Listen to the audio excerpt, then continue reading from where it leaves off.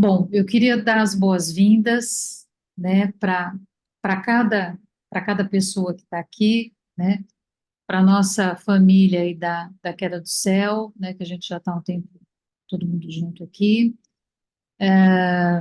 Queria dar as boas-vindas, né, para Hannah, que eu fiquei assim agradecer a paciência, né, dela também, porque eu fiquei um tempão, né, assim, pedindo, insistindo, né, e tentando buscar um horário, um dia que fosse possível, né, e ela foi bastante pacienciosa, né, comigo, mas é porque eu achava que era muito importante, né, eu tinha lido o livro dela, achava que era um texto muito importante para a gente poder estar compartilhando aqui, e que poderia nos ajudar muito, né? Não só a entrar no universo, né, do que o Copenau Yanomami conta para a gente, nos apresenta na Queda do Céu, né, como um material riquíssimo, né, para que a gente pudesse, já que a maior parte de nós aqui tem interesse,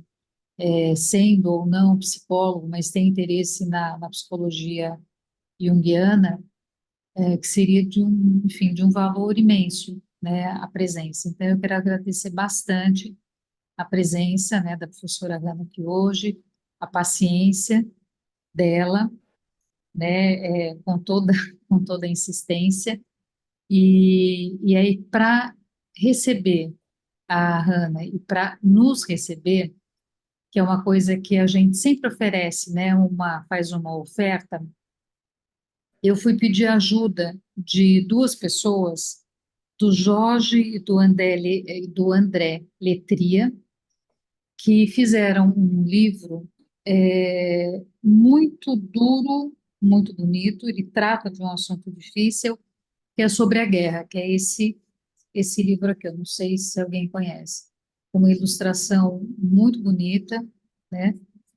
E eu fui buscar a ajuda deles, porque acho que uma das coisas, né, que o Copenau Yanomami fala, Davi, é que nós, né, os brancos, nós dormimos muito, sonhamos pouco, e quando sonhamos, nós sonhamos com nós mesmos, né? Nós temos uma dificuldade muito grande de transcender, né, a nossa pessoalidade.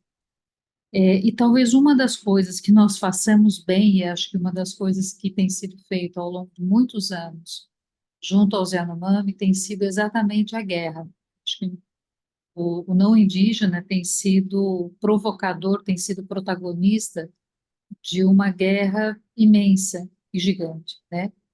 E eu acho que eu penso que a guerra ela está associada muito ao vazio, né? Quanto maior é o vazio, maior é a necessidade e a proximidade de uma relação, né, com a mercadoria, né? Acho que esse povo da mercadoria que o Copenau fala, de fato, ela se configura, e aí nós nos tornamos mercadoria para tentar preencher esse vazio imenso, né?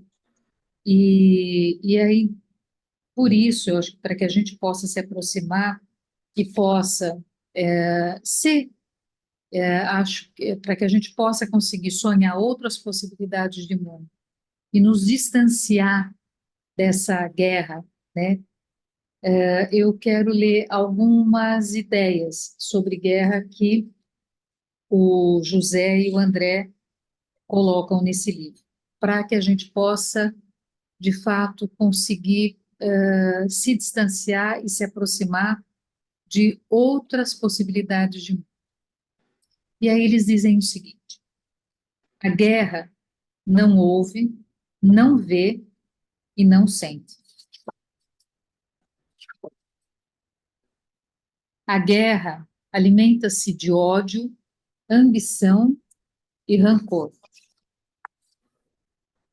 A guerra tem todos os rostos da maldade que impõe. A guerra entristece, esmaga e cala. A guerra é o destino exato da nossa aflição. A guerra tem sonhos de glória que tudo incendeia.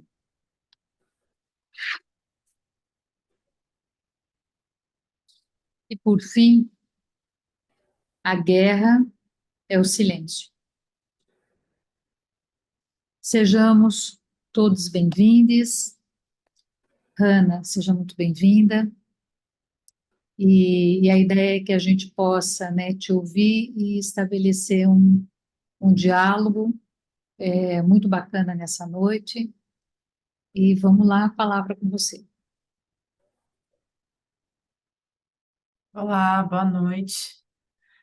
É, Bom, primeiro eu queria agradecer a Elizabeth pela insistência, porque de fato, se você não tivesse assistido tanto, esse encontro não seria possível, e você ainda conseguiu esse encontro na minha semana de aula, que é o momento mais, enfim, intenso da minha vida, e eu já vou explicar por quê. Eu não sei se, eu queria só, né, para me organizar aqui, saber quanto tempo, né, eu tenho, qual que é a dinâmica, se eu faço uma exposição de quanto tempo, ou se vai ter perguntas, e também para poder me apresentar, né? Porque eu não sei se vocês, eu sei que vocês estão lendo A Queda do Céu, mas eu não sei se vocês leram, o meu livro, ou qual que é a referência que vocês têm para poder localizar também. Por que que eu estou aqui, né, hoje? Hanna, nós temos de encontro total 1 hora e meia, né? A ideia é que eu acredito que, né, todas as pessoas que estão aqui leram o seu livro, ou a grande maioria, né? E a sugestão foi de ler o seu livro exatamente porque ele tem uma interlocução importante, né, com a queda do céu.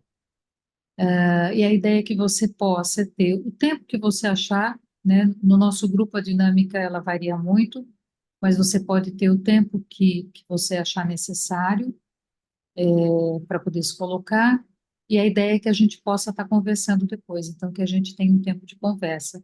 Mas fica muito a teu critério também do teu desejo e da tua intuição, e a gente vai seguindo isso, tá? Tá bom, obrigada, Elizabeth. E para especificamente para esse encontro, vocês estão no capítulo 14, né? Sonhar a Floresta, é isso. Tá. É, Bom, então, eu vou me apresentar, eu sou a Hanna, sou antropóloga, moro em Boa Vista, trabalho com os Yanomami já esse ano, eu acho que vai fazer 15 anos. É, eu vim trabalhar aqui para o curso de formação, né, de professores Yanomami, que era uma demanda do Davi. Ele pediu, né, que tivesse escolas, que fossem escolas para formar os Yanomami, para eles serem os professores dessas escolas, e para que eles pudessem, na verdade, ter instrumentos, né, aprender o português, a matemática, para conseguir se defender dos Nabucco, né, dos brancos, dos não indígenas. E eu vim trabalhar nesse contexto, de formação, isso em 2008. E foi assim que eu entrei, enfim, na floresta, no mundo, dos Yanomami, né, que os Yanomami entraram na minha vida. E durante esse tempo, a gente trabalhava com assessoria, né, nessa formação. Então, a gente fazia a formação dos Yanomami na cidade de Boa Vista e também nas comunidades. E a gente acompanhava as escolas na comunidade, em diferentes regiões da terra Yanomami. Então, a gente tinha como pré-requisito do trabalho ter essa disponibilidade de poder ficar de 1 a 2 meses na floresta e de aprender a língua, porque em boa parte da terra Yanomami, né, os Yanomami não falavam e até hoje, bom, hoje a situação está diferente por várias razões, mas a ideia era que eles fossem alfabetizados na língua deles, em Yanomami. Então a gente, como assessora, tinha que aprender a língua para poder alfabetizá-los e fazer a elaboração de materiais e tal. Vocês me desculpem que eu tô com um problema na garganta de falar tanto, de dar aula, e aí às vezes eu vou dar umas tossidinhas aqui. E aí, nesse processo de ficar essas temporadas no campo, né, no trabalho de campo, na cidade, eu sempre, quando ia para a floresta, eu sonhava muito. E o Davi, ele sempre, eu compartilhava esses sonhos com o Davi, quando eu voltava para a cidade e encontrava com ele, e ele sempre tinha uma explicação, né, para esses sonhos. E, e aí, com o tempo, foi passando, eu fui trabalhar com os Yanomami estão localizados, né, entre o Brasil e a Venezuela, no lado do Brasil, né, entre os estados de Roraima e o Amazonas. E aí, depois de um tempo, eu vou trabalhar com os Yanomami do lado da Venezuela. E aí, depois de um tempo ainda, eu pensei, né, enfim, eu nunca quis seguir uma carreira acadêmica, mas eu tinha pensado que eu só voltaria também para a universidade para fazer um doutorado se eu tivesse um tema que me animasse. E aí, como esse tema dos sonhos tinha me instigado, eu pensei, bom, talvez seja legal voltar. E eu teria o tempo de ficar numa comunidade só e de aprofundar na língua, né? Porque quando a gente está trabalhando, a gente circula muito, né? A gente conhece vários lugares, várias pessoas, mas a gente não tem esse tempo de ficar um ano no mesmo lugar. Então, eu queria ter essa chance. Só que ao mesmo tempo que eu pensei em pesquisar o tema dos sonhos, na época, o que eu lia sobre os Yanomami, nada, né, se falava sobre isso. E ao mesmo tempo os Yanomami falavam de sonhos. Então eu fiquei um pouco na dúvida, né, dentro da antropologia, porque até então, na última década especificamente, se fala mais de uma antropologia do sonho. Mas como um tema clássico, nunca foi falado, né? Que eu acho que existem razões disciplinares, assim, para que a antropologia tenha, num certo sentido, dado as costas para os sonhos, né? Sobretudo para os sonhos dos povos ameríndios, assim. E aí já mais adiante eu explico o que eu estou querendo dizer. E é isso, né? Os Yanomami tiveram etnólogos como o Bruce Albert, né? Que escreve A Queda do Céu, ou o Jacques Lizot, que trabalhou com os Yanomami do lado da Venezuela, que passaram décadas, né? Com os Yanomami, e ao mesmo tempo escreveram muitas coisas, e o sonho nunca apareceu de uma maneira, né? O Bruce, ele faz algumas referências na tese dele de doutorado, mas são algumas citações, algumas referências de fala do Yanomami, mas nunca direto. Então eu ficava numa certa angústia, porque eu pensava, bom, os Yanomami estão me falando sobre sonho, eu sonho muito na floresta, parece que isso tem uma certa relevância, ao mesmo tempo não tem, né, nada, assim, muito aprofundado sobre o tema. Me fazia pensar se talvez eu estava vendo coisa onde não existe, né? É, até que quando eu estava trabalhando do lado da Venezuela, eu eu estou procurando aqui o livro que eu vou falar. Eu li o livro da Helena Valero, que eu vou pegar aqui, gente, eu devia ter deixado do lado, né? Mas é esse livro aqui, que eu não sei se vai dar para ver porque tá borrado, mas é um livro que chama Eu Soy. Ah, não dá para ver, né? Que tem. Eu não sei. Mas enfim, o livro se chama Eu Soy Nabayoma. Nabayoma é Yanomami Napa, né? Que é isso. Não Yanomami, inimigo. Yoma, que é que você designa para falar de algo que é relacionado à mulher. Então, é tipo, a mulher estrangeira, né? A mulher que não Yanomami. É escrito por Helena Baleiro, que foi, e é um relato de uma mulher Yanomami, né? Esse é o subtítulo, Relato de uma mulher raptada pelos indígenas Yanomami, que foi raptada na década de 20, por um grupo de Yanomami, e ela passa 25 anos tentando fugir do Yanomami. Isso do lado, ela é raptada do lado do Brasil, e aí eles atravessam para o lado da Venezuela, e ela fica tentando, mas nesse processo, quando ela foi raptada, ela tinha mais ou menos uns 11, 12 anos. Então, ela tem a primeira menstruação, ela acaba casando com a Yanomami, ela tem filhos. Mas durante todo o tempo ela queria voltar, né? E nesse relato dela, e ela consegue, depois de 25 anos ela consegue, mas é bem trágica a história. Eu estou fazendo essa referência porque eu acho que, num certo sentido, é, esse livro é como se fosse uma queda do céu feminina, sabe? De uma perspectiva de uma mulher que não era Yanomami, mas que viveu a maior parte da vida entre eles. E porque, e aí eu acho que esse livro faz um contraponto com A Queda do Céu. E porque é nesse livro, a primeira vez que eu leio, que eu vou ver muitas referências sobre sonhos. De uma mulher vivendo entre os Yanomami, contando como os sonhos motivavam várias decisões ali do grupo, e todos os percalços que ela passa. Ela mesma antes de ser raptada, né, no dia que ela foi raptada, ela tem um pesadelo de que estão tentando pegá-la na rede. E aí ela acorda assustada e tal. E aí nesse dia os pais delas, a mãe era baré, né? E o pai é, não era indígena. E eles saem para caçar, para pescar, e sai com um filho pequeno. Só que ela fica no barranco chorando. E a mãe fica com pena e volta o barco para pegá-la. E aí nesse processo o barco é atacado pelos Yanomami e, e que acabam raptando, né? Eles atiram e tal, e ela acaba sendo ferida. O pai, que é ferido, também tenta levá-la, mas está muito debilitado, deixa ela num canto na floresta e fala: depois eu volto para te buscar. E nessa que ele vai, aí os Yanomami pegam. Aí quando ela acorda, ela já está no meio dos Yanomami. Enfim, é toda uma história. Mas o fato é que tinha muitas referências aos sonhos. Nesse momento que eu estava na Venezuela, em 2010, é lançado A Queda do Céu, em francês. E, e aí, quando eu li A Queda do Céu, aí foi quando eu tive convicção de que realmente valia a pena pesquisar os sonhos. Porque era o Davi falando, né? E aí, inclusive, eu sempre falo que para mim, e no meu livro eu falo isso, que para mim A Queda do Céu é o livro dos sonhos Yanomami. Porque as referências eram tantas, enfim, todos os capítulos, né? A gente tem 2 capítulos que falam especificamente, né? Sonhar a floresta e acho que não é a árvore dos sonhos, né? Um é sonhar a floresta e o outro é as flores do sonho. Mas na verdade o livro inteiro é permeado, né? Por sonhos, pelos sonhos do Davi. E a própria origem do sonho, né? Quando, no final do livro, né, no pós-scriptum, o Bruce está explicando um pouco de onde surge, né, o projeto do livro.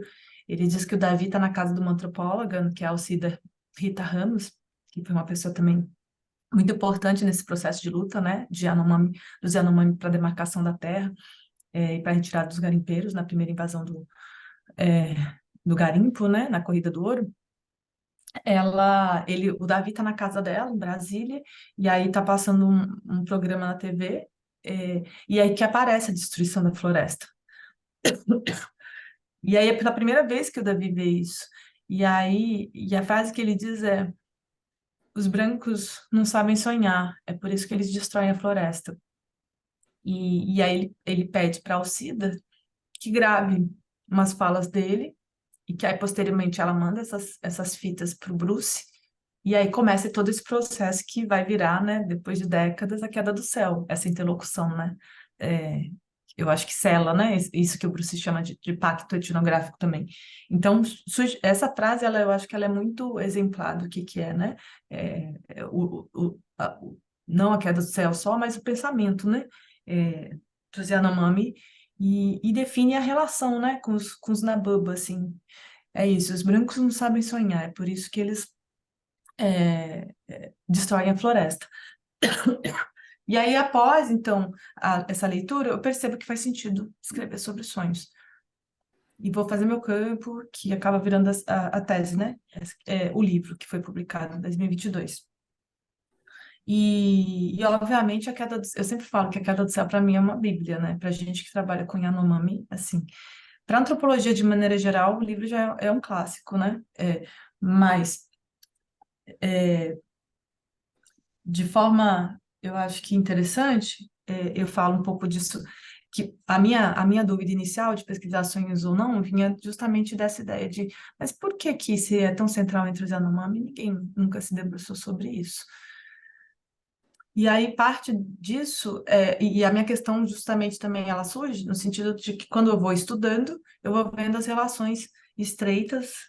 Já na Queda do Céu isso aparece bastante, que o xamanismo tem com o tema dos sonhos e com a mitologia, né? Então, Davi, ele tem toda uma fala ao longo da Queda do Céu, que foi o que eu identifiquei quando fui fazer minha pesquisa, né, no Biaú, que é falar, ele fala, né, do processo, a primeira parte é o processo de iniciação xamânica dele.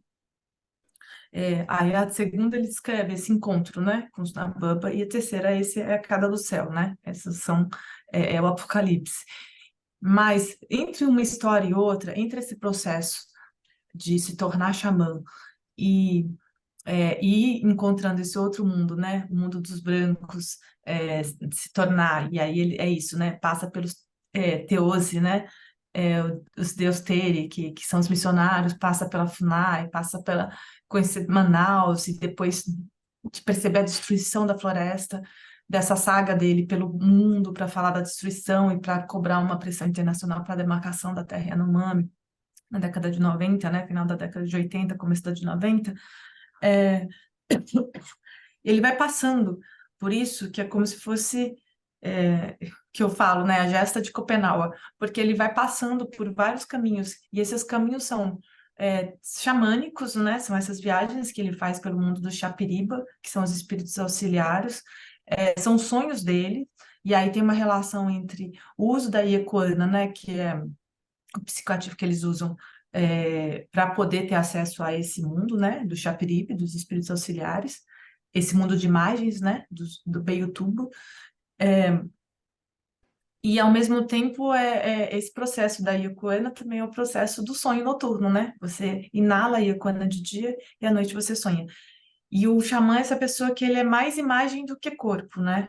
O Beiutuba é essa imagem que você vê no tempo do sonho, no Maridaha, mas é naquilo que o xamã se transforma, né? Chapiri Bru, ele se transforma, né, em Chapiri e age como Chapiri, Chapirimu. E nisso ele, Chapirihu, né? Ele vai como imagem e vê as imagens que estão pelo mundo. E aí nessas viagens dele, né, esse ser imagem que é o xamã, o Davi conta tanto a história dele de iniciação, de criança, esse processo de contato com os Nababa, e a destruição, né, a queda do céu. Passando por mito, passando por sonho, passando pela história dele, pessoal. Então, eu fui vendo como mito, né, como mito e xamanismo estavam muito relacionados a sonhos. E dentro da antropologia, tanto um quanto o outro, tanto a mitologia como o xamanismo, são temas clássicos, né? Então, assim, são temas estudados há muito tempo. E eu nunca entendi, assim, né, estudando os Yanomami e tal, pesquisando sobre sonhos, como que nunca relacionaram o sonho a essas duas, a esses dois temas tão caros, né? E dentro da antropologia. É, e eu acho que em parte é porque foi essa também, não sei, eu tenho algumas ideias, assim, que é uma tendência, né, ou um alinhamento teórico dos autores que trabalharam com os Yanomami, de terem um viés estruturalista, né, e do Lévi-Strauss, que é quem, né, é o pai do estruturalismo francês, de se colocar um pouco, de marcar essa distância, né, com relação ao Freud, sobretudo nos últimos livros do Lévi-Strauss, ele faz questão de marcar um distanciamento. Eu acho que a antropologia também de se distanciar, de não se aproximar da psicanálise, sabe, são coisas distintas, ou acabou não vendo o que era o óbvio, que os povos, os ameríndios falam o tempo todo da centralidade, da importância do sonho, no pensamento, né? Para esses modos de existência, como o sonho ele move, ele é bom para pensar e ele está, enfim, no centro de várias concepções de mundo ameríndio. Então, quer dizer, não relacionar o sonho com esses aspectos centrais para esses povos tinha muito mais a ver com o lugar que a gente colocou no sonho na nossa sociedade do que com os povos estavam falando. E aí eu faço essa análise um pouco no meu livro, que é justamente quando eu pesquisando sobre os mitos, eu vou vendo que partes são extraídas desses mitos que foram compilados, em que os Yanomami que narram os mitos, eles dizem, eu sei disso porque eu sonhei. Então, em algumas coletâneas eu fui vendo que, coletâneas que foram traduzidas, né, de inglês, de espanhol, ou versões bilíngues em Yanomami, que essas informações que parecem que são, né, qualquer coisa, na verdade, dizia muito, porque os caras estavam falando que eu posso dizer que isso é verdade porque eu sonhei, ou seja, não foi outra pessoa, né? E a pessoa que sonha é sempre aquela pessoa, é o sujeito do sonho, né? Porque para alguns povos quando você sonha, é uma parte da pessoa, e aquilo que a pessoa faz, aquela parte da pessoa faz, ela não, a pessoa não é responsável por ela, né? No caso, é a Yanomami não, é o que a imagem faz, isso vai afetar diretamente a pessoa, e é um duplo, mas que ao mesmo tempo está ali na pessoa, né? Não é um outro, né? Um outro dentro da pessoa que a pessoa sonha, o sonho volta, e através da linguagem que ele se torna presente, né, no mundo dos vivos, dos acordados, porque você socializa o sonho, porque um sonho sonhado e não contado é como se não existisse, né? Então você tem essa dimensão também do compartilhamento dos sonhos. É, falando isso, eu acho que assim, vocês acompanhando, né, o livro, o capítulo 14, eu acho que vocês já viram até aqui o quanto a questão do sonho aparece várias vezes. E aí, fazendo associação com isso que é com o texto, né, com o tema que a Elizabeth iniciou, eu acho que é sobre a guerra. Mais para frente, vocês vão ver na terceira parte, tem um capítulo, que é o capítulo 21, que chama de Uma Guerra a Outra. E é justamente o momento que o Davi, é uma resposta, na verdade, esse capítulo. Está na terceira parte, a queda do céu, e chama de Uma Guerra a Outra. E eu acho que sintetiza um pouco, faz um gancho com isso que Elizabeth colocou, que é uma resposta do Davi ao Shan Yun. Shan Yun foi um antropólogo, não estou com o livro dele aqui, mas é um antropólogo americano que fez um trabalho durante a década de 60 e acho que 70 com os Yanomami do lado da Venezuela. E ele escreveu um livro que ficou muito famoso, que chama The Fierce People, O Povo Feroz, e que até hoje é um livro de referência para os cursos de antropologia nos Estados Unidos. E esse livro popularizou uma imagem feroz, né, dos Yanomami. Os Yanomami ficaram conhecidos no mundo como povo feroz. É, e, e esse capítulo é uma resposta justamente porque o Davi diz assim, bom, e aí ele está falando da guerra do Iraque na época, né, década de 90. E aí ele fica abismado quando ele vê uma imagem na TV da guerra, de soltando bombas, e eu acho que isso também faz um paralelo também com o que está acontecendo na faixa de Gaza hoje, né? Aquelas imagens aéreas que a gente vê, né? Caindo bombas assim em cima de civis, numa fila, né, de alimentos, procurando comida. O Davi vê uma dessas cenas, né, na TV, jogando bombas, e aí ele se pergunta, mas como que os brancos são capazes de matar pessoas que eles nem conhecem? E aí ele explica, assim, né, de uma maneira bem direta, um pouco os conflitos internos que os Yanomami têm entre eles, né, as disputas, as razões por que eles entram em algum conflito intercomunitário. E ele fala, bom, quando a gente fica bravo por alguma coisa, ou quando rouba uma mulher de algum grupo, a gente vai lá para poder resolver essa situação. Então a gente não faz guerra contra um povo, e a gente não mata quem a gente não conhece. A gente tem uma razão muito específica para entrar em guerra contra uma comunidade. E a gente vai lá e a gente não mata criança, e a gente não mata mulheres. Então quem é feroz, né? Quem é o povo feroz mesmo? Quem são vocês brancos que chamam a gente de feroz? Quando vocês são capazes de matar pessoas que nem conhecem, e matam homens, matam velhos, matam crianças e matam mulheres. E eu acho que isso explica um pouco essa, essa ideia, né, dessa destruição em massa, ou desse poder de destruição, que eu também acho que é uma síntese um pouco que está muito presente no pensamento do Davi, que para além do fato do Yanomami tem isso, né, eles sonham com o outro também, né, os outros no mundo é que motivam os seus sonhos. E sonhar com os outros significa dizer que você também é afetado, né, pelo mundo ao redor, e que no mundo não existem só os Yanomami, que é uma coisa que o Davi fala o tempo todo, né? Quando o céu cair, os Yanomami também me diziam isso. Não vai cair só na cabeça do Yanomami, vai cair na cabeça de todo mundo. E aí tem essa ideia um pouco que eu acho que é central no pensamento, né? E que faz esse distanciamento do sonho também, quando ele fala, os brancos não sabem sonhar, é por isso que destroem a floresta, ou os brancos só sonham consigo mesmo. Outra frase que eu acho que sintetiza é quando ele fala, os brancos acham, e aí nesse capítulo, Sonhar a Floresta, tem uma frase também que ele fala isso, que os brancos, eles se acham muito espertos, né?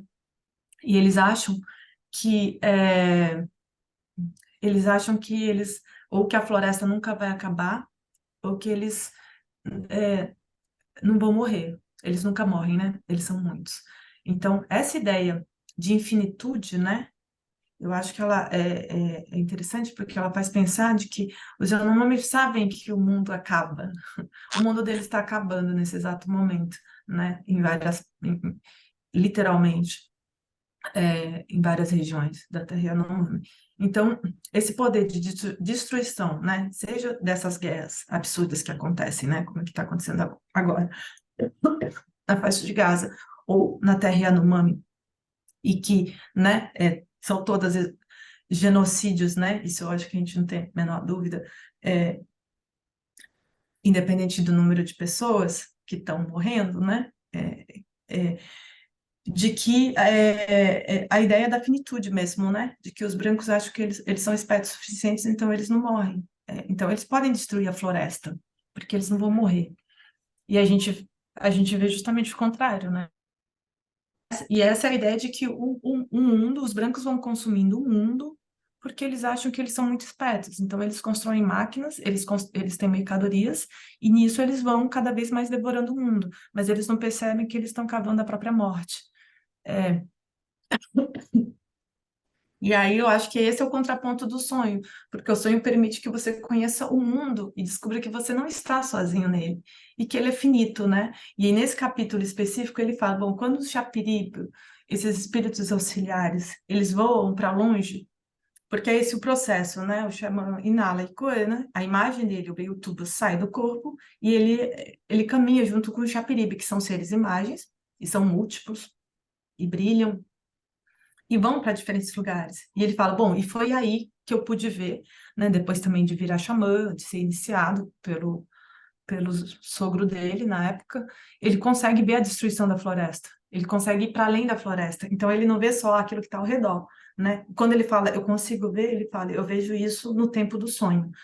Ele vai, seja pela Yokono ou pelo sonho que ele tem à noite, e ele consegue ver a destruição, né? E consegue, nossa, agora eu consigo ter dimensão do que está acontecendo, que é a dimensão que um povo que sonha só consigo mesmo não consegue ter, né? Porque se você não sai de si mesmo, como é que você consegue ver o outro? E como que você consegue ver o mundo que está, né, sendo destruído, esses outros mundos? Então, essa capacidade de perceber que você não está sozinho no mundo e que tudo que existe tem uma imagem e que essas relações, elas, né, todos esses seres estão conectados, ela é fundamental, né, para pensar o quanto é preciso segurar o céu e que eles não estão fazendo esse trabalho, os xamãs não fazem esse trabalho só para os Yanomami. Então, o livro em si, né, A Queda do Céu, e o Davi fala isso no final, é uma mensagem, né, para os brancos, assim, do tipo, olha, e ele até fala em alguns momentos, assim, os pais de vocês já não, já deu errado, já não é para eles, mas eu espero que as crianças possam ouvir essas mensagens, né, as minhas palavras, e possam pensar diferente, possam pensar longe, que tem essa ideia, né, também de que o pensamento dos brancos é cheio de esquecimento, que aí eu acho que é por isso que a gente, em parte, a gente consegue, né, esquecer as coisas e não consegue planejar, né, um futuro ou pensar uma perspectiva que seja diferente. Porque se você esquece, sabe, o que aconteceu no passado, se você, como é que você vai ter retratação? É, então, assim, eu acho que esses são alguns pontos. É, eu acho que tem um ponto. Para mim foi bom ler, porque eu já li algumas vezes A Queda do Céu, mas fazia tempo que eu não voltava, né? Assim, que eu tenho um fichamento, que eu sempre recorro a esse fichamento quando eu preciso voltar à Queda do Céu. Mas eu voltei hoje a reler esse capítulo, e ele é tão. Eu acho que ele, na verdade, é o que faz menos menção a sonho, né? Mas eu acho que ele é tão fundamental, porque ele fala desse momento da percepção do Davi do que estava acontecendo, né? Quando ele começa a perceber a questão da destruição, e aí ele fala do trabalho dele no posto da FUNAI, e isso me toca tanto, porque na verdade a gente que trabalha em área, a gente sabe que nada mudou em relação às pessoas que vão trabalhar na floresta e que não gostam dos indígenas e tratam mal, né? Então ele fala o quanto é, o chefe do posto tratava ele mal, xingava os Yanomami. É um capítulo que eu tinha esquecido, assim, mas como eu gostava dele. E ele fala também desse processo dos brancos que ele descobriu que é o pessoal da CCPY, né, da Comissão para Yanomami, que foi uma ONG criada em 1978 justamente para lutar para que a terra Yanomami não fosse demarcada em ilhas, né, que existia esse projeto de demarcação em ilhas, em 21 ilhas, e, e aí ele conhece o pessoal que na época, né, a CCPY foi fundada pela Cláudia Dujá, pelo Bruce Albert e pelo Carlos Aquino. E eu até pensei nisso, eu falei, nossa, preciso visitar o Carlos, porque ele mora aqui, né? E nem sempre eu consigo encontrar com ele. E, mas me fez pensar bastante, porque a gente está justamente nesse momento de crise, né? Sanitária, crise emergencial novamente, e o trabalho que essas pessoas fizeram, né? Na época não foi nada fácil, né? E eles, como estrangeiros também, eles foram é, proibidos de entrar na terra Yanomami. Então, o encontro dessas pessoas num contexto ainda de ditadura militar, né, foi super complicado. Eles conseguiram, de fato, organizar uma campanha e, obviamente, o Davi foi central nesse processo para conseguir que a terra Yanomami fosse demarcada em 92. Numa crise, me fez pensar porque, assim, foi justamente nessa corrida do ouro, na década de, né, final de 80, depois 90, início de 90, que eles se enfrentaram e que eles conseguiram sair, né, do caos. E a gente agora está patinando. A gente, eu digo, enfim, o governo, as pessoas que estão trabalhando, né, que trabalham com o Yanomami, porque a situação ficou muito mais crítica. A gente não tem só o garimpo, a gente tem o narco-garimpo, né? A gente tem todas essas, a gente tem é, o crime organizado na terra Yanomami, a gente tem toda uma logística, né, de comunicação, de internet, de voo que naquela época não tinha, e a gente não consegue, assim, né? É tudo muito mais complexo do que antes. A única coisa que a gente consegue ter certeza é do quanto eles continuam morrendo. E eu acho importante falar sobre isso, porque a gente nunca pode esquecer assim da riqueza que é o livro, né, A Queda do Céu, mas também do apelo que é, né, por parte do Davi, também é um pedido de socorro, para dizer, gente, olha o que aconteceu com o meu povo e o que está acontecendo com o mundo, né? O céu continua caindo, né? Os garimpeiros continuam na Terra, as guerras continuam, né? De uma guerra a outra, a gente sabe que um livro é clássico porque, independente de quando a gente lê, ele sempre faz sentido, né? É, então, ele falando de outras guerras, né? De outras épocas, e a gente tem vários paralelos atuais para pensar as guerras do mundo que os Nababa, né? A gente está fazendo. E eu acho que também me incomoda às vezes, porque quando eu vejo às vezes as pessoas falando sobre a queda do céu, em vários contextos diferentes, as pessoas nunca se associam a esses brancos que o Davi está falando. As pessoas sempre acham que os brancos são os outros, né? O inferno são os outros, nunca é a gente, né? E eu acho que a gente, mesmo eu, que estou aqui trabalhando em vários projetos com os Yanomami, eu não sou Yanomami, né? Então é óbvio que isso eu faço parte do povo dos brancos, né?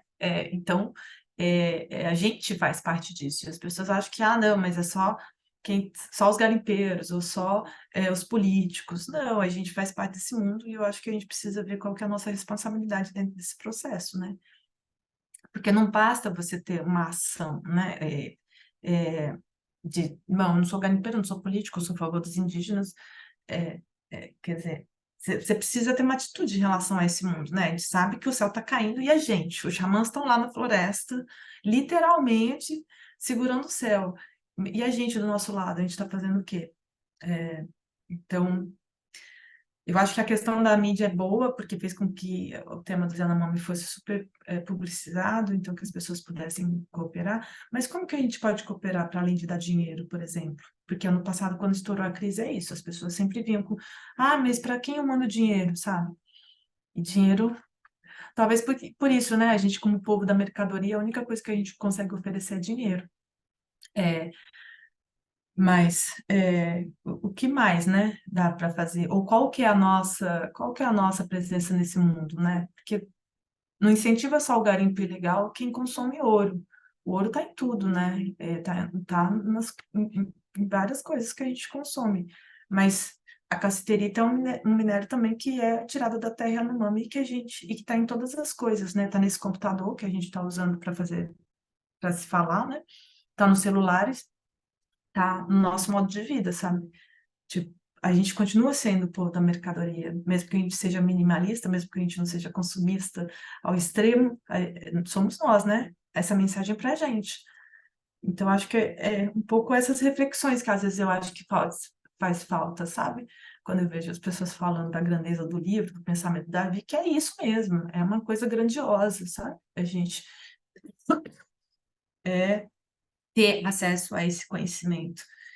Mas aí, diante disso, o que a gente faz? A sensação que eu tenho, e aí eu compartilho um pouco a minha frustração com o próprio com o meu livro, né? Que também vendeu bastante, continua vendendo e tal, e é sobre sonhos, e é um livro bonito, né? Não é um livro sobre tragédia, que eu acho que é esse viés do Davi também, essa tentativa dele, de tipo, vamos falar do que tem de bonito? Porque a gente não é a tragédia, né? O que está acontecendo com a gente é uma invasão que não tem nada a ver com a gente, que foi um pouco a coisa do Salgueiro, né?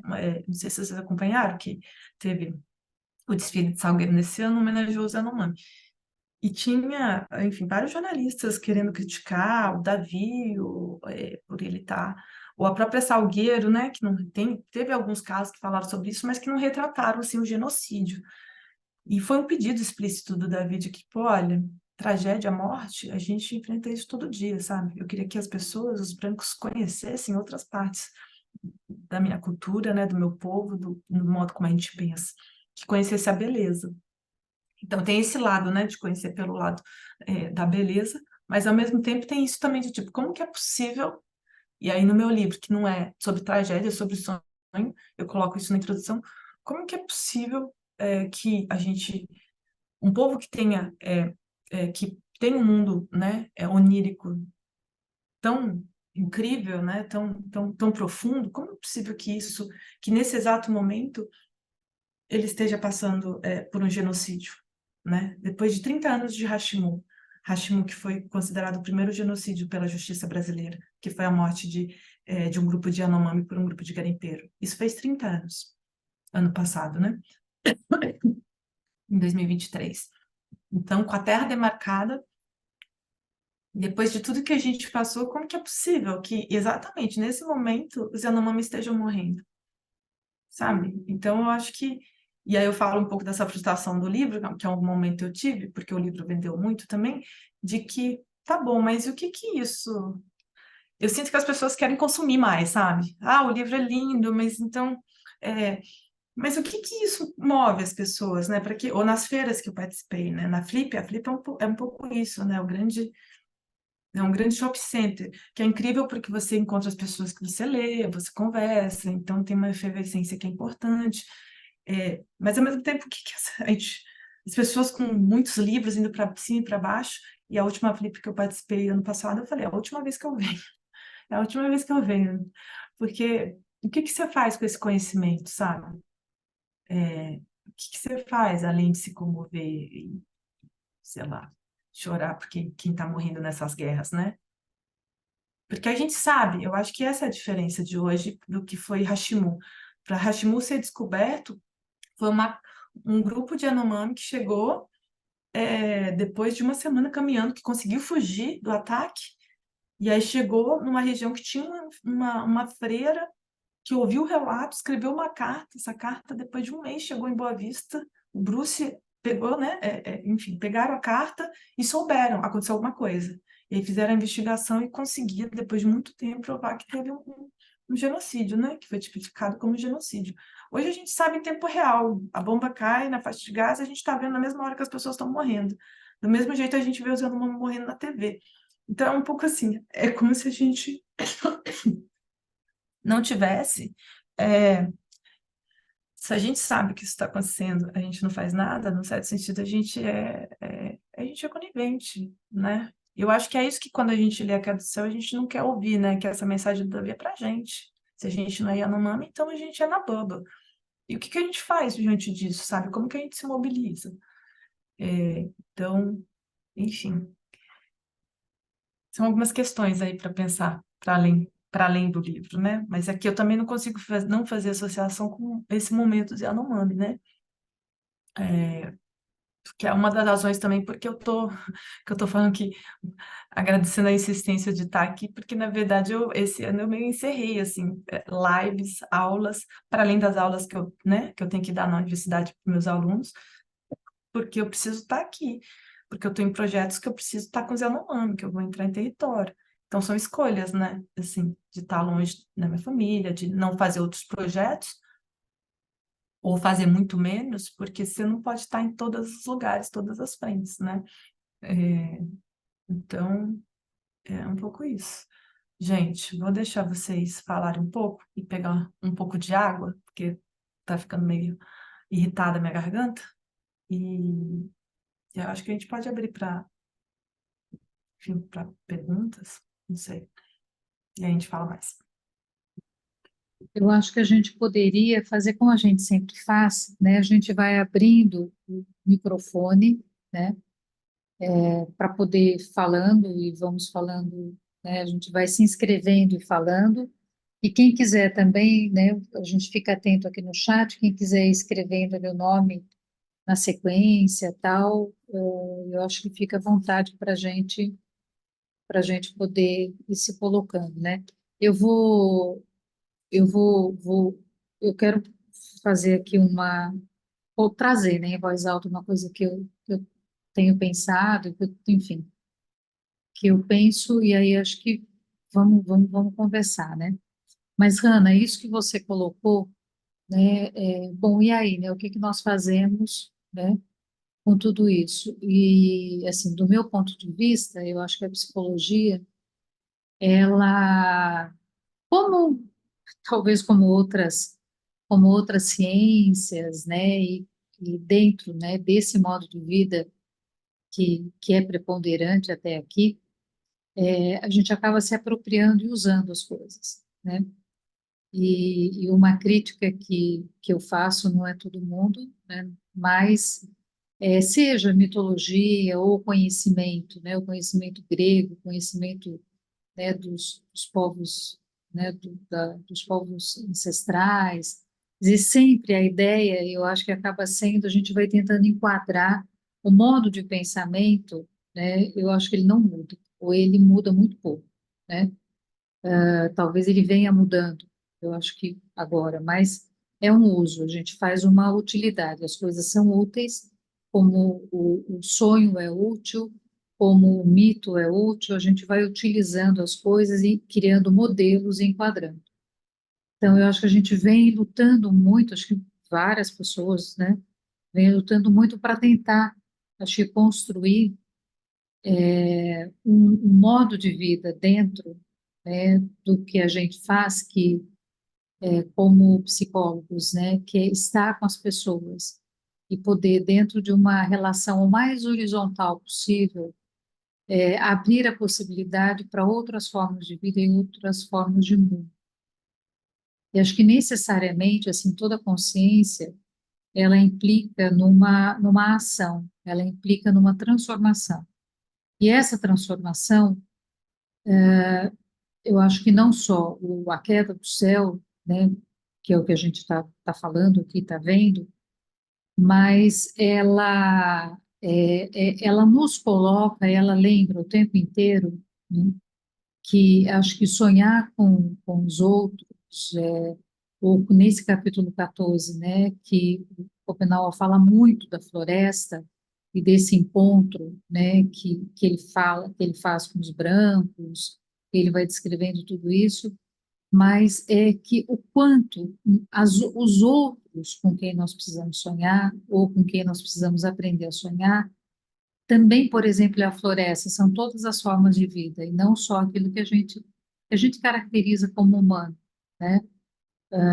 Dentro de eu acho que de um recorte extremamente justo que nós fazemos, né? E, por exemplo, sonhar com a floresta, para mim, eu não sei o que vocês pensam, né, o que a Hannah pensa, mas sonhar com a floresta, para mim, é sonhar com toda, a gente está falando de uma diversidade. Se a floresta, né, ela é como os ticunas falam, né, é o tapete, né, a coberta da terra. E ela talvez seja um dos maiores exemplos, né, de diversidade, porque ela só pode ser uma floresta porque ela comporta inúmeras formas de vida, e inúmeras formas de vidas com todas as suas diferenças e que precisam de espaços e de condições muito distintas. Então, você não tem uma busca por uma uniformidade, mas tem exatamente o contrário. Tem um extremo respeito e a vida depende de toda a diversidade, né? Eu acho que isso, para mim, é uma coisa muito, muito, muito, muito importante, né? O quanto, talvez, a possibilidade de ter uma ação, não é de ter uma vida mais minimalista só, mas eu acho que é uma vida que implica num compromisso concreto, num compromisso de atitude, e que não é só pelo econômico, mas é um modo de vida diferente. Quando a gente consegue construir, ou consegue ir construindo um outro modo de vida e fazer escolhas onde que não sejam movidas pelo ego e que nós não estejamos o tempo inteiro no centro, talvez a gente possa conseguir ter, não sei, acho que uma colaboração mais efetiva com os povos, com os Yanomami, mas, acima de tudo, com a condição de vida, né? E com os Yanomami, sem dúvida. Então, eu acho que passa um pouco, eu acho que as coisas passam um pouco por aí, né? Enfim, eu acho que vamos abrir, eu queria colocar, na verdade, é compartilhar outros pensamentos, mas eu acho que tem mais gente querendo falar. Quem quer pegar a palavra?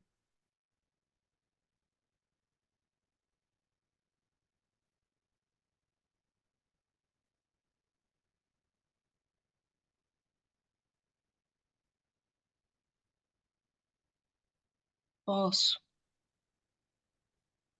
Pode, Ju? É, agradecer, Hannah, pela possibilidade de ter lido seu livro. Agradecer por ele começar com Raul Seixas. Você tava falando, né, o que que a gente pode fazer? Eu não sei se serve, mas, assim, no meu cotidiano, no dia a dia, eu sei que no dia a dia, no cotidiano de quase todas que estão aqui hoje, a gente incentiva muito os sonhos, né? O nosso trabalho é pedir para que o mundo onírico se manifeste, dar espaço para que o invisível apareça, ou conviva, ou permeie a nossa existência. E nesse sentido, seu livro foi quase como se você tivesse me trazido uma erva nova para fazer a minha cura. Então, agradecer. E não sei se também conversa um pouco com esse sentimento que você tem, né, de ter vendido muitos livros. Para mim, você trouxe uma erva, uma, um rezo, um outro jeito de olhar e trabalhar meu dia a dia. Então, gratidão.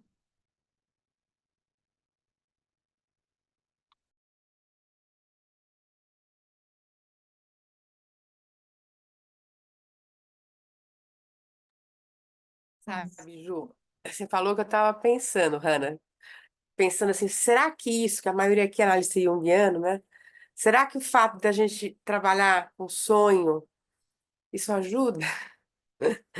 Né? Porque a gente, hoje, ontem, essa semana eu fiz duas entrevistas novas e já ensinei a fazer o caderninho, para conversar comigo tem que sonhar. Então, assim, será que isso ajuda, Hannah?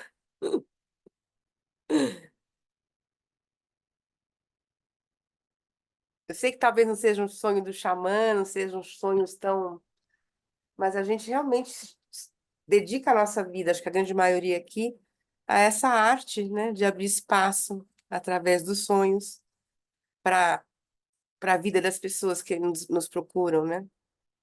E que para nós, como junguianos, isso inclusive é o problema, né? Para o Jung, o problema é esse, né? Nós estamos doentes porque nós perdemos a conexão com esse mundo, né? E aí a gente tenta refazer esse caminho aqui do nosso jeito junguiano. Espero que esteja sendo útil, né? Além de reciclar tudo, fazer composteira, reciclar, reutilizar, reaproveitar. Tem a composteira, tudo que eu posso, cara. Não ando mais, só uso o combustível, como chama? Renovável. Então, assim, a gente faz o que a gente pensa que está ajudando de alguma maneira, né? Não usar ouro. Adorei aquela campanha que a. Ai, como é que é o nome dela, da Suma Uma lançou? De a gente não. Ai, a Brum, de não. Lançou no mundo essa questão da gente não usar mais ouro, né? Nas joias. Eu falo, por que que eu não pensava nisso antes? A gente faz o que a gente pode. Olha, eu vou. Gente, ah, tá, não, pode. Pode falar, pode falar. Não, só para responder um pouco aqui, Juliana, Marta. Não, e dizer, agradecer, Juliana, Marta também, porque essa frustração que eu falo do livro, ela também é uma coisa, né, pontual. É porque, assim, especificamente. E eu, assim, né, a minha fala também foi nesse sentido, tipo, não tô falando, venham pra cá, vamos salvar o Yanomami, né? Eu tô fazendo isso com meus amigos que trabalham com o Yanomami e estão em vários lugares. Eu falei, gente, é o momento da gente estar junto, sabe? É o momento da gente estar aqui. A gente, assim, não é passar, né, toda a nossa vida aqui, porque é difícil morar em Boa Vista, tem várias questões, cada um tem seus projetos pessoais. Eu falei, mas vamos aproveitar essa mudança de governo, vamos fazer uma força-tarefa. Para meus amigos eu peço, né? Eu acho que eu estou conseguindo juntar pessoas, assim, para a gente pensar um projeto conjunto. Porque eu acho que é isso. Eu acho que tem essas coisas individuais que a gente faz, e que, obviamente, são, né, são importantes, tudo que a gente faz é importante, mas eu acho que o sonho, e sonhar sim eu acho que sonhar é revolucionário, gente, eu tenho certeza disso. Eu acho que ter acesso a essas outras formas de sonhar o mundo e ver o que esses povos fazem com sonhos, sabe? É revolucionário mesmo. E eu acho que a gente pode, é, nessas pequenas coisas que a gente faz, mas a gente pode muito se a gente estiver junto. E é isso por isso que eu tento chamar meus amigos para cá também, porque individualmente a gente está fazendo várias coisas, todo mundo está fazendo coisas, né? Não é que todo mundo parado. Eu acho que teve um momento talvez, de letargia, um pouco, esse momento da pandemia foi um momento difícil, né? Assim, eu ainda falo que a gente ainda não conseguiu sair, assim, a gente não consegue dimensionar o que foi esse impacto. Mas eu acho que, em parte, porque também a gente viveu muito sozinho, né? A gente teve que se isolar. E a gente sentiu, eu acho que no extremo, justamente essa falta de conexão, que eu acho que não é uma falta de conexão só com a natureza, com os outros seres, mas com nós mesmos.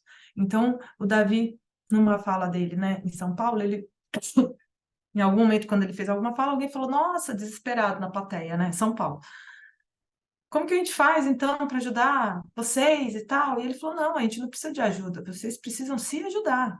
O problema é de vocês, sabe? Não é nosso. A gente estava bem lá.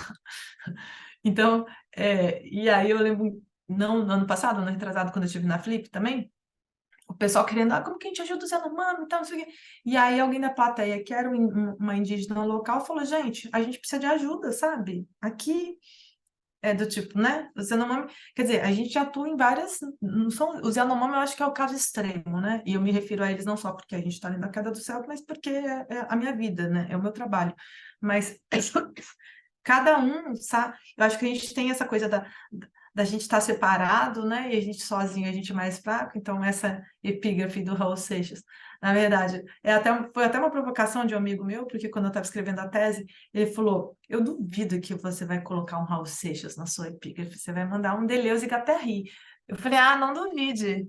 Aí não deu tempo de botar na tese, mas quando virou livro, eu falei, agora vai. Que não deixa de ser essa coisa, sabe? Que a gente junto, a gente consegue mais. E é óbvio que, assim, numa sociedade E aí eh, tem o livro, esse livro que fala bastante sobre isso, 24/7, que vocês talvez tenham visto já.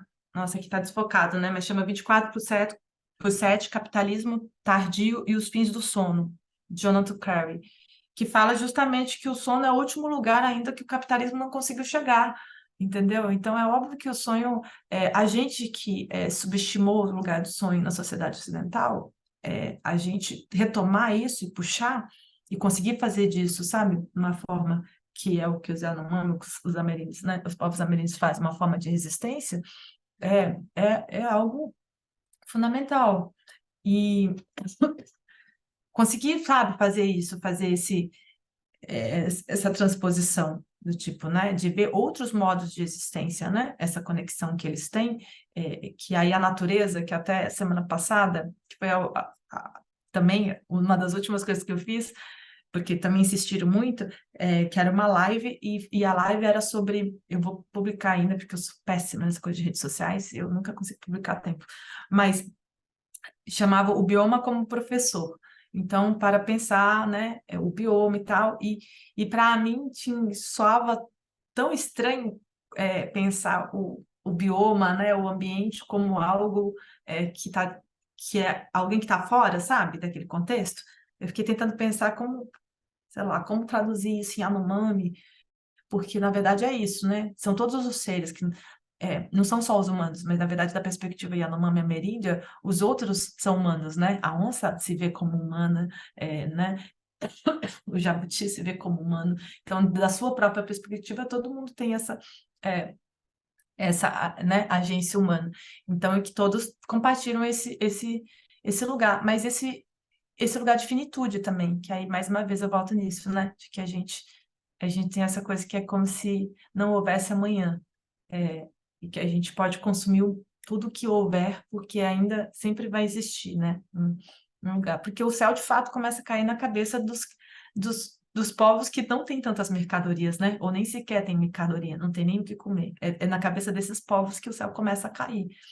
Então, para esses que estão, né, consumindo literalmente a terra, o céu demora a cair, mas uma hora cai para todo mundo, né?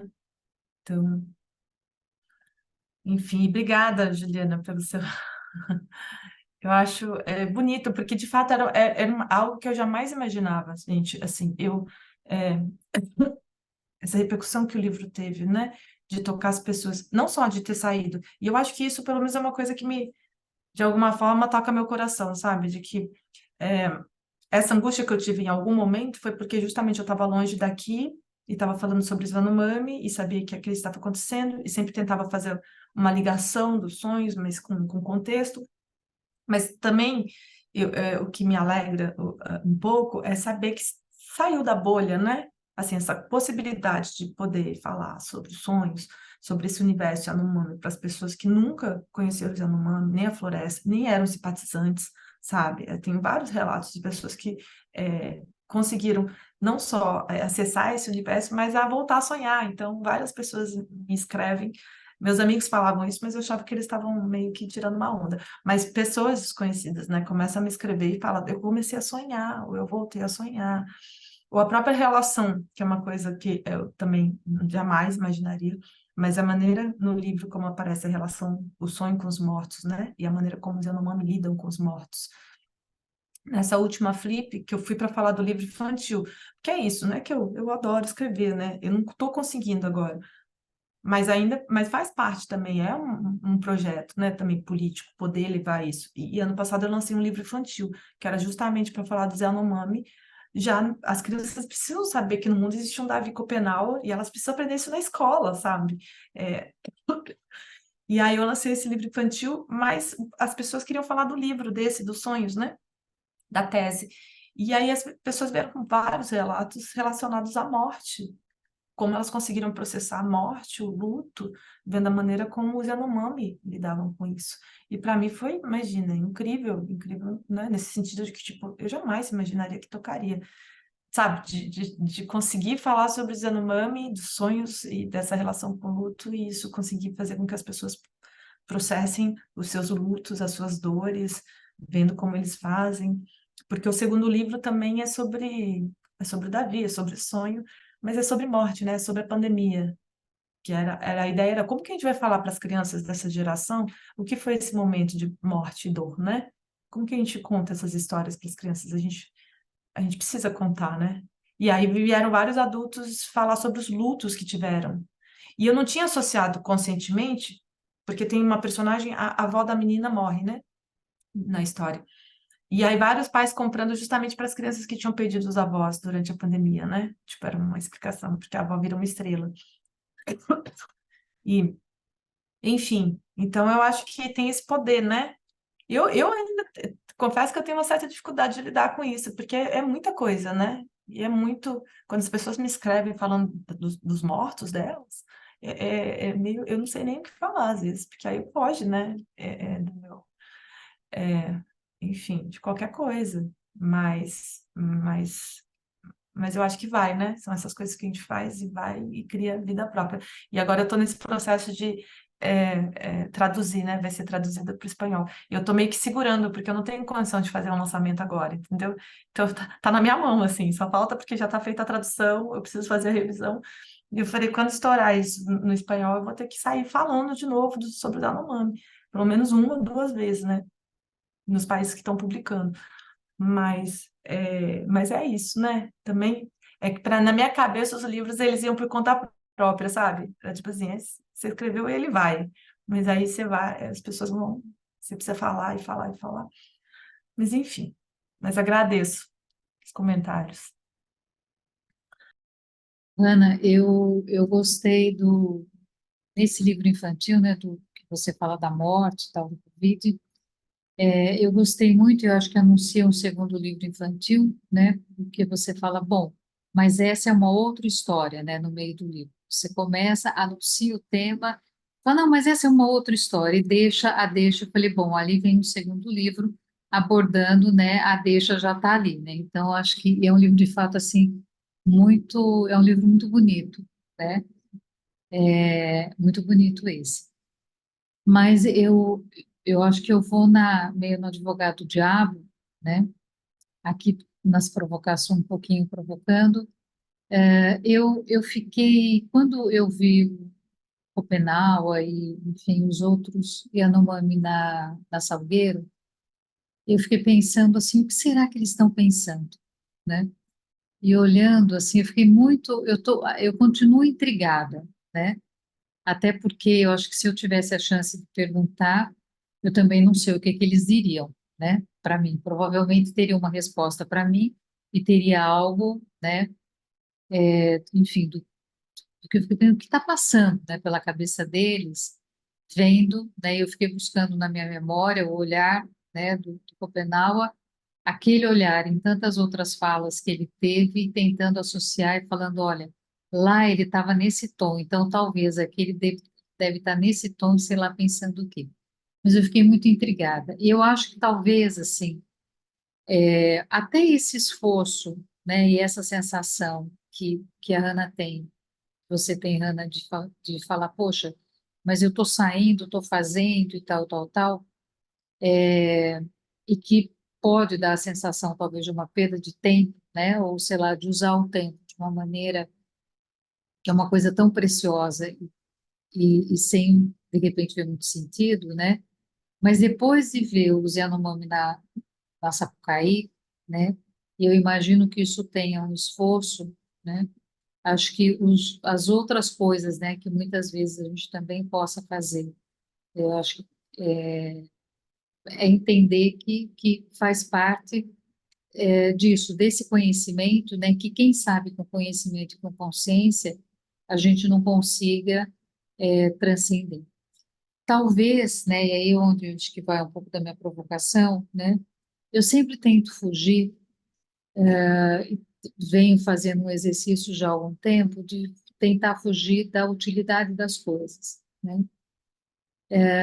Eu acho que quando a gente também, quando a gente lembra de um sonho, ou quando a gente tem um sonho que é um sonho adquirido, ou quando eu faço um sonho, quando eu ressonho um sonho um sonho que alguém me contou, eu tenho vontade, eu preciso, eu sinto uma necessidade interna de ressonhar esse sonho. E aí, por exemplo, quando eu ouço, ou quando eu li, né, aqui no livro da Ana, ou na Queda do Céu, eu vejo alguns sonhos, eu falo, poxa, esses sonhos poderiam ser meus também, né? E se eles fossem meus, como é que eu sonharia?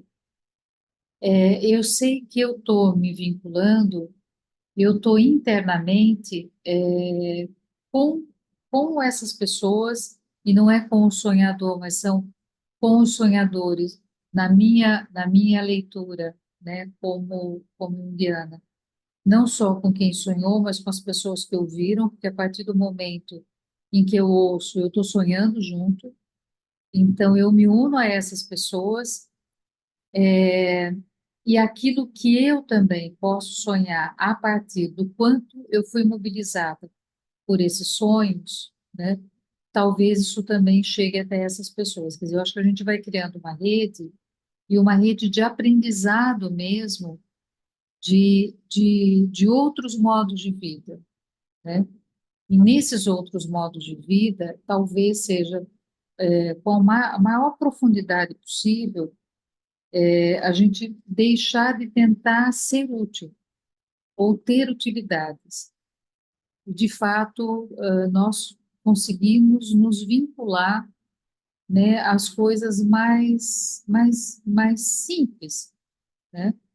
Voltar, retomar talvez as nossas bases, as nossas origens em muitos sentidos, né? Eu acho que isso pode ser um caminho também, né, no meio de tudo que a gente está tentando procurar aí.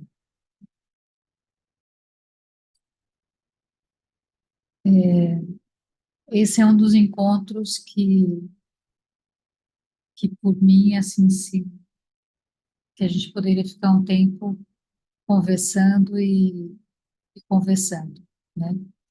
Nós começamos, acho que só para compartilhar com você, Ana, enfim, no último encontro, que a gente conversou também sobre o capítulo 14, né, a gente fez um exercício de trazer os nossos sonhos. Então, o que que a gente também, de fazer esse exercício aqui, que é um exercício que acho que muitos de nós fazemos, e foi muito bacana, né, a maneira como os sonhos foram vindo, foi um momento muito prazeroso, aqui da dinâmica do grupo, né.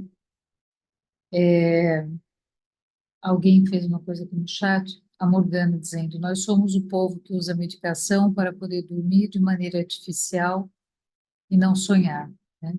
Acho que o nosso distanciamento, né, e a busca da utilidade, acho que, mais uma vez, né, a utilidade das coisas, a utilidade dos sonhos, né, em ter que interpretar um sonho e não necessariamente deixar, né, que esse sonho, à medida em que eu falo, em que eu narro, em que eu sinto a reação do outro, que esse sonho ele possa ir sendo, né, interiorizado em mim, quem eu falo, e as coisas deixar que o inconsciente e que as nossas relações cumpram o papel delas, né?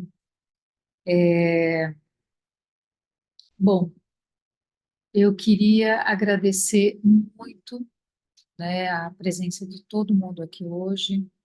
Queria te agradecer muito, Ana, né? Mais uma vez, espero não ter sido indelicada, mas não me arrependo, mesmo que eu tenha sido, porque eu queria muito. Então, eu fiquei muito contente com a tua presença, né, em poder te ouvir, com as tuas provocações, e muito, muito, muito bacana, né?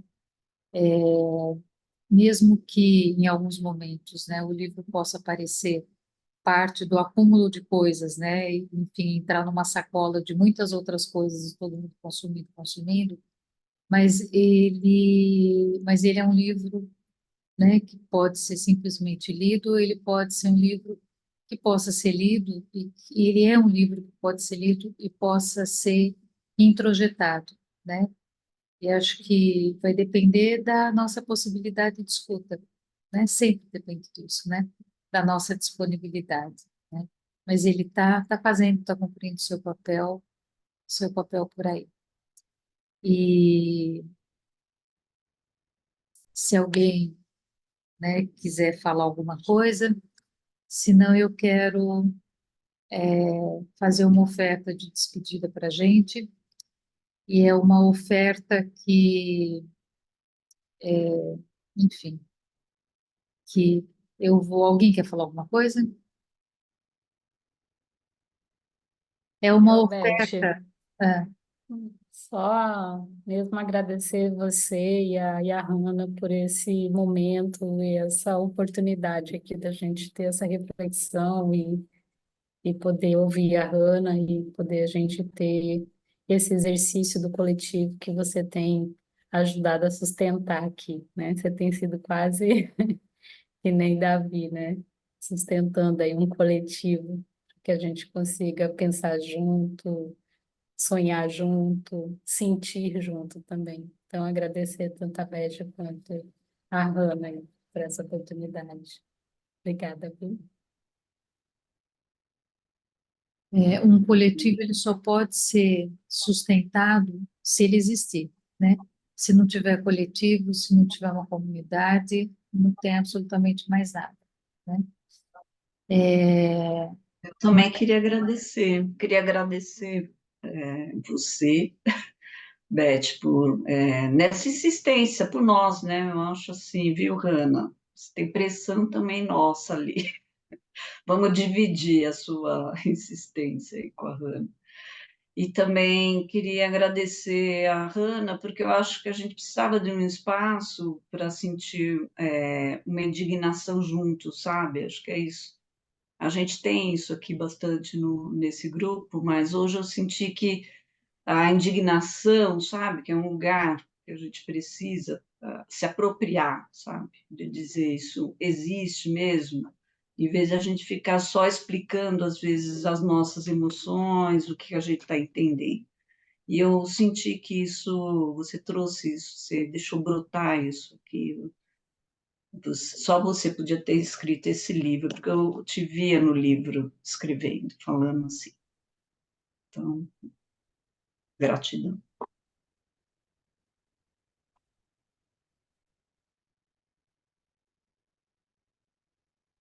bom, eu vou finalizar oferecendo para nós e oferecendo para a Hannah ela mesma, tá? É, Copenau reafirma inúmeras vezes: os brancos não sabem sonhar, por isso não conseguem ver as coisas como elas realmente são. Ele lembra, porém, que entre os brancos havia um que sabia sonhar. Seu nome era Chico Mendes. E o xamã Yanomami imagina que em seus sonhos ele deveria se afligir ao ver a floresta sendo devorada pelos grandes fazendeiros. E conclui que só por meio de seus sonhos Chico Mendes poderia ter encontrado as palavras para defender a floresta. Quem sabe a imagem de Omama as colocou em seu sonho. Quem sabe as palavras de Omama os colocou em seu sonho. Copenau acredita que as palavras de sabedoria de Chico Mendes continuarão mesmo após sua morte, pois elas se propagaram pelo pensamento de muitas pessoas, inclusive no dele próprio. Além de Chico Mendes, há outros brancos que conseguiram ir mais longe e sonhar verdadeiramente a floresta, como foi o caso de Bruno Pereira e Dom Phillips. Assim como os sonhos Yanomami, que surgem quando as flores da árvore dos sonhos desabrocham, os sonhos de Bruno, Dom e tantos outros e outras continuarão desabrochando em nós e seguiremos sendo resistência. E aos inimigos, os Yanomami, e nós responderemos o que, Hannah? Yamak Temisho Yonomaimi, Yamak Nomaimi, né? Que é, nós ainda estamos vivos e nós não morremos. Que assim seja. Obrigada, gente. Agradeço a vocês. Não estou vendo todo mundo, mas eu imagino que Obrigada, é um Hannah. coletivo de mulheres É, É, pois que é. Se eu soubesse disso, eu não tinha resistido tanto. Não que eu tenha uma questão. Não, é que teria sido mais. Agradeço a insistência. E só para finalizar aqui, eu vou. Um dos projetos que eu vou fazer esse ano vai ser com as mulheres Yanomami. Então, que vai ser pegar um pouco, enfim, o depoimento delas da situação e o que está acontecendo, os sonhos, os pesadelos. Então, esse vai ser um ano das mulheres. E elas não estão muito aparecendo, né? E elas são as que estão, assim, enfim, sofrendo várias coisas. Então, esse é o ano das mulheres, do sonho das mulheres. Então, valeu, gente. Obrigada por Legal. tudo. Ana, só para você Gente, saber, costuma ter homens também aqui. Por acaso, hoje não tinha. Senti que era um coletivo de mulheres, né? Por Cuidado, acaso, essas mas é coisas a sempre passam maioria, por como mulheres. sempre, nos grupos de psicólogos, 90% são mulheres. Ou Mas seja, tem né? uns Os que grupos, salvam. os grupos Tchau, das gente. pessoas que cuidam sempre são mulheres, que se cuidam e que Tem cuidam uns dos outros. que se salvam, alguns homens que se salvam. Tchau, gente. tchau, Tchau, gente. gente. Boa Tchau. noite. Obrigada. Boa Tchau, noite. gente. Obrigada, Hanna. Boa Obrigada, noite. Ana.